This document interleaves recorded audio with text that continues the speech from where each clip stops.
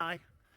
We're going to have a panel discussion for about 25 minutes, all about AI, which is obviously a huge topic, so we don't have very long to get into the big detail. So welcome onto the stage, my panelists. This is Vishnu. Round of applause, please. We've got Caroline, and we've got Elaine.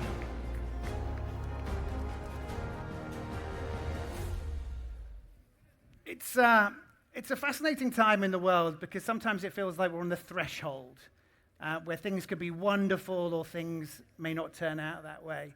AI in particular is amazing because everyone's talking about it, but not in that much depth. So I want you to all take it in turn to sort of introduce yourself properly, because I didn't do it fully, and talk about how you are using AI at the moment in your roles.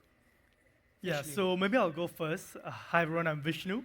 I run an AI startup that deals with detecting safety lapses in high-risk work sites. So we use computer vision and language models to identify bad habits, near misses, provide recommendations on how to improve safety in construction, manufacturing, oil and gas. So in a way, preventing accidents, saving lives. Yeah. Hi, my name is Caroline Yap. I'm the managing director of the global AI business at Google, and we use AI everywhere.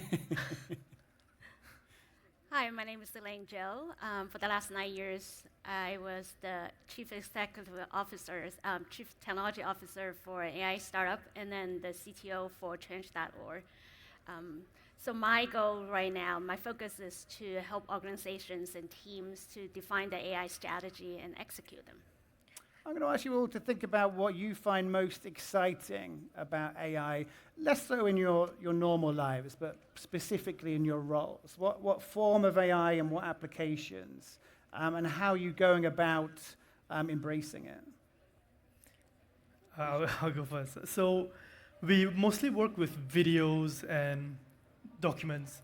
And it's pretty interesting because we get to see how different activities are run, how AI understands the various works being done, the different types of videos coming in, and how do you add like some forms of intelligence to really understand the type of intricacies that operate in each of the high-risk kind of event that we detect.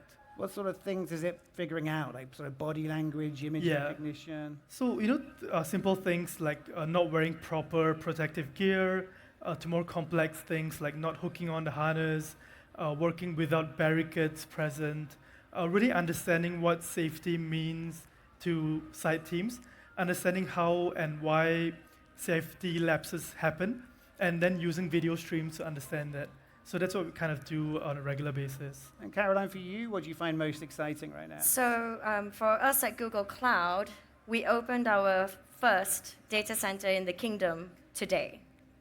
So that was a big moment for us, so that we can provide businesses and also the youth of the country a sovereign cloud to be able to start using and developing, not just with AI, but also with data, and starting to get more familiar with the technology so we can increase the IP that's created in the kingdom. Is that important for that to happen locally? Yes, like and the reason for it happening locally is it's Saudi. There's things that are very specific to Saudi, like, for example, being able to build something like a petroscience language model, large language model, that could potentially become a core part of the innovation hub here, like an AI innovation hub in the kingdom, would be huge, right? Because that actually starts to create different ways for the kingdom to have new business, digital business, that's focused on all of the knowledge that sits with everyone that's here.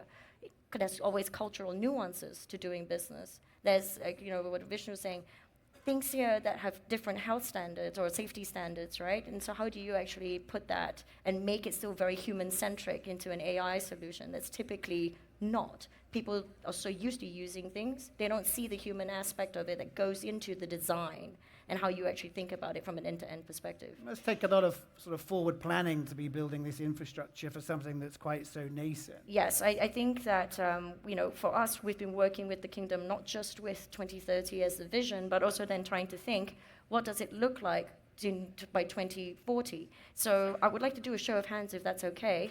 How many of you think that by 2025, humankind will produce 50 zettabytes of data, or 100 zettabytes of data, or 180 zettabytes of data? Like, just show of hands, 50 zettabytes. Okay, 50. How many of you think it might be 100? Okay, we've got some. 180. So 180 is the correct answer. And just for you to understand what 180 zettabytes means, I was wondering. that is 5.7 million years of listening to every song that's ever been recorded and not have one repeat a single time. That's by 2025, right? That's a lot of data that we're going to make. So imagine all that data being able to be used in the kingdom to build the next round of business, the next round of ideas, the next round of safety advancements, right? All of the things, like you said, to help people grow and change, like all the things that Elaine's also doing. That's huge for us. That's what we've been focused on, especially for Saudi. Elaine, you've sort of studied change a lot, and you sort of operate at the sort of intersection between people and technology. There's often this temptation with something new to try and sort of grab hold of it and augment the way that we've done things before, rather than sort of rethinking it and challenging assumptions. How are you sort of thinking about AI and what it means? How do you use it to change the way that we do things in quite a profound way? Right. So it's interesting that you ask these questions.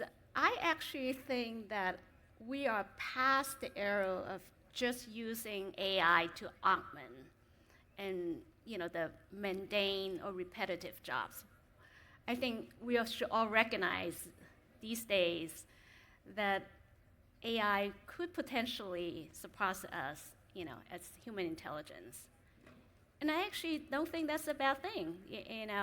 I think it just means we enter an era that we need to coexist and also collaborate with these AI systems. I know that could be potentially a challenging concept, but that is actually make us more human, to challenge itself. What can we use the technology to truly solve real world, really complex, really hard problems? And I think that's very possible. When you say it might surpass human intelligence, that sounds sort of amazing, but a little bit scary. I mean, in what sort of form are you talking about? Are you talking about doing specific things, or something that's sort of an intelligent being? Like, how does this sort of manifest itself, do you think? I do think it's more in the more generic terms. I do think that AGI, artificial general intelligence, is within reach in our lifetime. Now, that doesn't necessarily mean that we replace human, though, right? Because we have emotions, we have conscience, we have sentence, which just more than just intelligence. And I think it's very, I see it as a very generic term. And you seem very optimistic about this. I'm quite optimistic about the this. world seems to be full of people that think it's going to be the end of things or the start of a new sort of era of wonder. It sounds like you're very much on the latter. I am the optimistic part. I think in the West, there's more talk and more scare, more fear about the potential risk. And I think when we look outside the West, especially when it comes here in Saudi's first time in Riyadh, I actually feel more optimistic and utilize AI to really help advance our life. And I think that is a very possibility, and I think we sometimes overhype the potential risk and then make the fears to constrain our creativity and innovation. What do you two think about this? Are you very optimistic about it all, Vishnu? I don't think that. So I think humans are trained to use systems based on their limitations. I think now that with the whole thing with explosion of generative AI, people are starting to realize that there are different ways to use these systems, especially around understanding data. But that aside, I do believe that yes, we should be able to see some form of AGI in our lifetimes, but taking cultures, nuances, languages, and all of those things, that collective consciousness that Elaine talks about, that's going to be much harder. So I think people need to understand that, you might get something that can replace a particular function or a particular task that we've had to do because we didn't have a system to do it for us before, but I don't think it's going to replace us. I mean, Vishnu? Yeah, I think it's about understanding that the world is going to be a place where there's humans versus humans that use AI. So it's more of like a given thing that AI is going to exist. People who may not keep up with it might get left behind to a certain degree. That's the scary part, I think. I think it's very important to learn fast and embrace the use of it. So in my opinion, like what I would be scared about is, oh, I may not be able to catch up with the ability to understand how to use AI. So that's something which I guess needs a lot of awareness, education, and training. In general, I feel like it's a pretty optimistic, but because like what Elaine and Caroline said, it's all within, humans have a lot more intelligence, like in terms of emotions, conscience. So yeah, it's about how you use it and whether you know how to use it or not. So this is a kind of a wonderful event almost to speak to people about this. The topic here being about big ideas and about the power of now. And this event being rooted in sort of youth and people with wonderful futures ahead of them. What sort of semi-pragmatic sort of advice would you be giving to people here and listening at home about how they should begin to understand, experiment with, and then embrace the power of AI? To sort of follow on from you before. So maybe I'll go first. For myself, I mean, one of the things I always do is try to understand or identify a problem or something that you can put in efforts without feeling like it's draining you. So identifying like an application or a problem that you're passionate about and realizing that AI is getting very commoditized. It's very easy to learn. There are a lot of tools out there. You just Google like AI crash courses. There's a lot of social media awareness about how to use AI tools. In fact, AI is getting embedded in a lot of productivity tools like Word, Canva, and a lot of tools that we use regularly. So more about like understanding what application and what passion you're interested in, and then trying to adopt AI around that thing is something I would do, which is what we did at our startup as well. Caroline? We have trained 19,000 plus Saudi Arabians on our technologies, on cloud and on AI.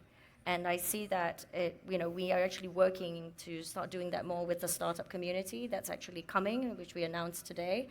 And part of the reason why I'm also here at MGF is so that I want us to continue to be able to engage with youth because they need to be part of the decision-making loop for how digital lives should be, and start now and have that feedback loop now, so that when we're developing the technologies, it includes current perspectives, because the future decision makers are sitting right here, right? So how do we build and continue that conversation so that's always there? How should this change sort of education or training? I think it's easy for people who don't necessarily understand it so much to be a little overwhelmed and take a step back rather than supporting people on this journey. So do you think that the role of schools or training changes? I think that schools should start adopting some of these. I mean, for example, we have generative AI courses that are free. I think they should be part of the school's curriculum. And our communities, and we have a lot of people who volunteer, as Googlers who will volunteer to help with these programs. And I think that the school should take advantage of that and actually have us come in, do a workshop, help people do some of these things. Elaine, what would you suggest? So I think two things come to mind. One is what problem to solve. Two is what data to use. I think every one of us want to be a problem solver. But before you become a problem solver, the first thing you need to do is decide what problem that is worth solving now, right? And we have to own up that decision. That's very important. She just mentions that we can only do that many things at once. So we have to pick the problem that's hard to solve, and that if we can solve it, and we bring in a big impact to the society in. So that's one. Second thing is have to think about what data to use. I mean, there's a lot to talk about responsible AI. But I think the one thing every one of us can contribute to is to think about how to make sure the data that used to train this model are inclusive, that including your value, your community's point of views, your history, your culture, that we can all do to be more proactively at those data in. So be part of the solution. I think those two things are very practical that every one of us can work on. As you kind of look towards the sort of nearer term future, what sort of particular areas of our lives do you think they will change the most? Vishnu? Yeah, I think it's going to be on a daily basis. Like I mentioned, I think the first wave of change will be on common, regular productivity tools like Microsoft Word, Google, things like Canva, Adobe. All these things already have AI part of it embedded in it. I wouldn't say this is like the full form of generative AI. It's like a stepstone to the next phase of AI adoption. But I think they'll be the first thing. And more importantly, like I want to also mention, it's important to like not shun away from AI, but more of like understanding how to use it and learn it ethically. So I think that's a big part of what's going to happen next.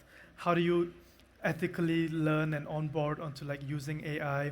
How do you not like be scared of AI? How do you not fear what's going to happen, but how do you understand that it also has limitations and I won't be out of place or out of job to a certain degree? So the first layer would be like productivity and a few other, yeah. If you sort of had known everything you now know about AI, how would you have built your business differently? Wow, okay. A little bit unfair. I mean, to summarize, I think the key learning we have is like focusing on the user, like what Caroline mentioned, having a user-centric approach to developing the AI solution, because ultimately AI is just a tool. It's being used by someone. And if you don't know who that person is and don't build according to that person, it's a mistake. Yeah. That makes sense. I would say consider things from a personal, societal, and a business perspective. And so if you're not willing to put your personal data into a public AI, why would you put business data into a public AI? So to think about it from a responsible way and an ethical way, and also a secure way, so that your IP can stay as your IP, and only what you choose to share can be shared, right? So to be more responsible about how you use data, how you use AI, and then how you actually then try to scale that so that it's for a greater good. That sort of angle of responsibility seems quite key in a way. You know, the sort of classic quote about with great power comes great responsibility, but it seems very sort of apt. We're sort of getting towards the end, so in a way I want you to all sort of leave with one thought.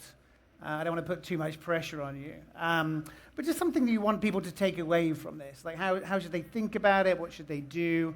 How can you reassure them from their fears? So Elaine, why don't you go first? I can start a story. So I arrived at the airport a couple nights ago, and I saw a lot of Saudi families waiting at the arrival hall. So I said, oh, great, they're all welcoming me. It turns out they were waiting for the Saudi World Robot team. They are the champions. These are the teenagers came back from the championship game in Palma. And that's what I see the future, is the next generations. So I think when we all talk about AI developments, I really want all of us to think about how can we develop in the next generations, the youth, because they are the one that's going to continue on to execute on these solutions, to build these solutions. They grow up in these environments. It's so natural for them. That's how I see it. So everything that we're doing here is to encourage the next generation to start now. Vishnu. Yeah, so for myself, I think understanding that whatever you build is used by a person, no matter what it is, it's always a person at the end of the day, whatever AI tool you create or build. So having a user-centric approach, understanding the user experience, how the person is going to interact with the platform is very important. So think about that when building or developing. Mine's quick. Good. You're the generation now. You're not just the next generation. So start using it, test it, give the feedback. We're listening, and we want to help you grow. I think that's a wonderful sentiment to end on. Vishnu, Caroline, Elaine, thank you very much for your time. Thank you. And thank you very much for listening. Thank you so much.